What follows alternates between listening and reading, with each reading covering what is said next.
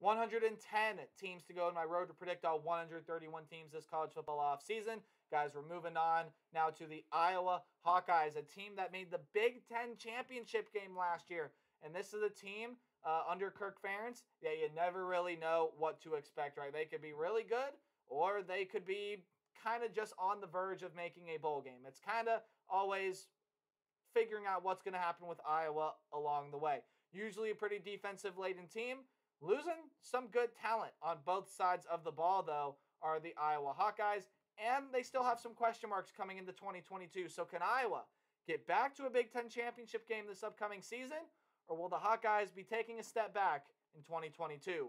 What's up, Tailgaters? My name is Tailgate Nate. Welcome to my channel. I'm predicting all 131 teams in the nation this offseason, which means I'm going to be predicting your favorite team. So hit the subscribe button, ring the bell so you guys know when your favorite team gets uploaded, and especially Iowa fans in this video, but this goes out to any fans of mine that watch any of my videos.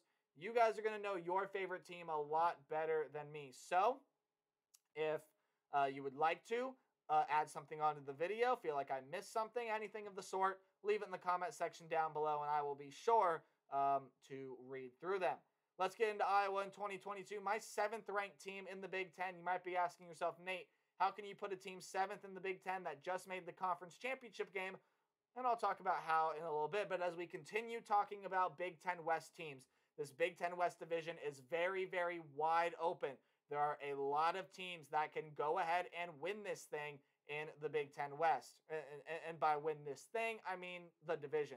Especially a team like Iowa, coming off a Big Ten championship game last year, which they lost. They got blown out by Michigan. That's where the third loss in conference play comes from. But this was a really good team last year, and the statistics show it.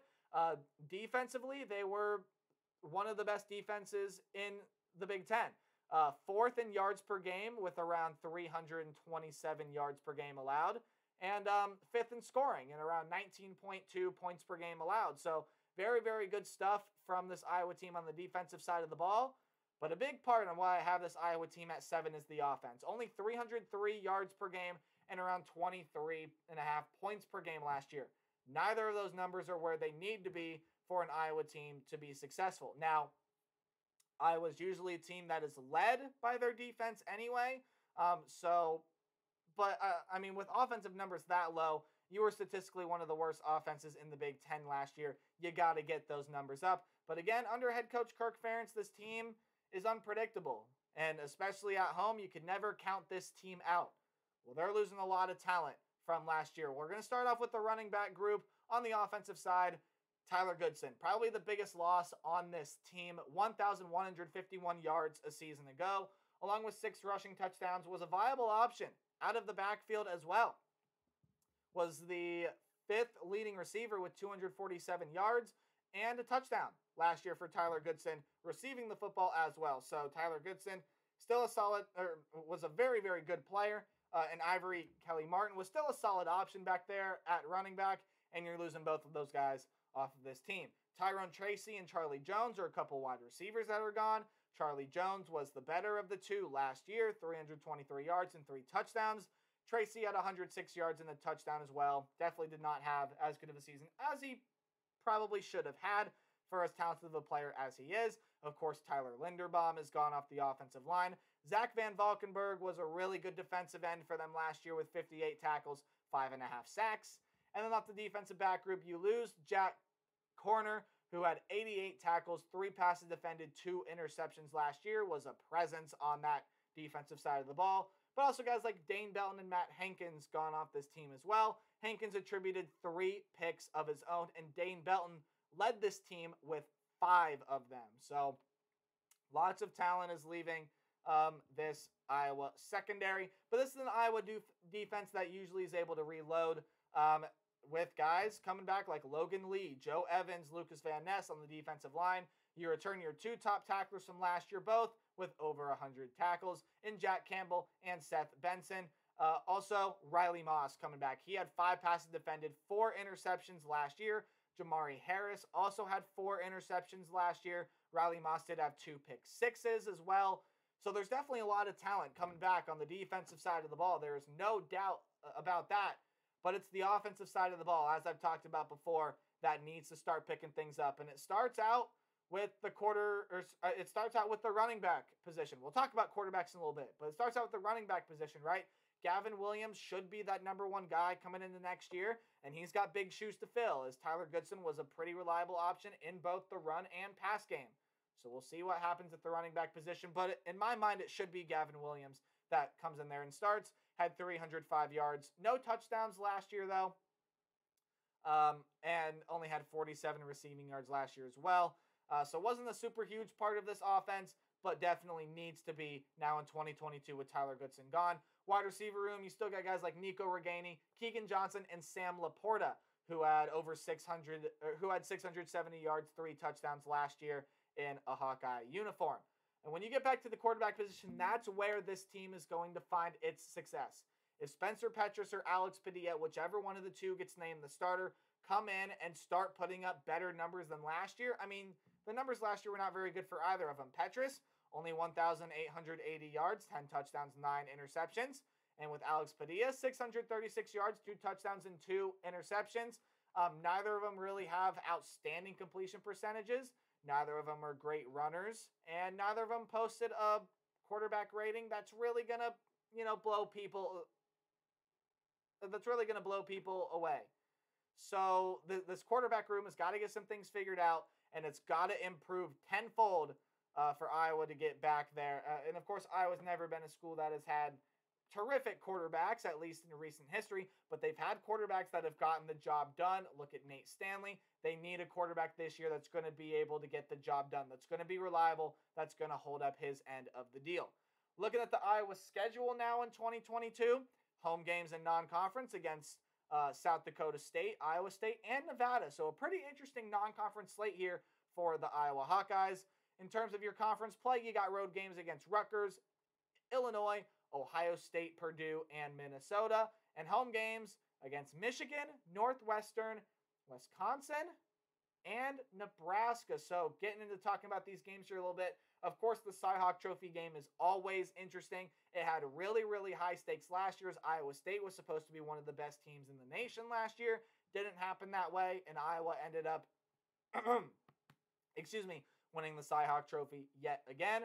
And that's still going to be, I think, another fun battle between two teams that are going to try to kind of climb their way back up there, right? I don't think Iowa's going to be that as good of a football team as they were last year. Same thing with Iowa State, although they could prove to be a little bit better record-wise, but definitely a lot of talent gone off that football team. And South Dakota State and Nevada are going to be no pushovers there as well. Of course, South Dakota State, one of the best FCS programs in the nation. When you look at the conference slate here, of course, you got your games against your Big Ten West opponents, and they all come at the end of the season, though. To the 4 teams, plus Iowa, that I think can win this division, you get them all at the end of the year if you are the Hawkeyes, and that's going to be a very, very tough stretch there, and it's going to be a very important stretch of games there as well. So Iowa's last 4 games are as important as anyone's last 4 games, as they're as important as any team's last 4 games in the entire country. Those are a very important last 4 games for Iowa. And when you look at their Big Ten East schedule, who they get in crossover, you get probably the 2 best teams in the conference in Ohio State and Michigan, and you got to play one of them on the road too, which doesn't help at all. And a road game against Rutgers, again, that is going to be tricky. Rutgers is a team that is going to be feisty and is going to fight this year, and is going to try to jockey for a bowl game position. So Iowa's got to watch out for a lot of these games. I don't do game-by-game predictions. I do a more percentage-based outlook. Tell me, predict the team's record. Red is you're probably not going to win the game. Orange is you're probably still not going to win the game, but hey, it's college football. Upsets can happen.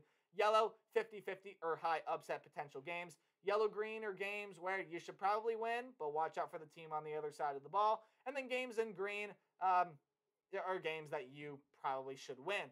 So you got 2 games in green, one against South Dakota State, one against Nevada. But again, these are very, very low green games, right? Like they are barely meeting the 80% mark.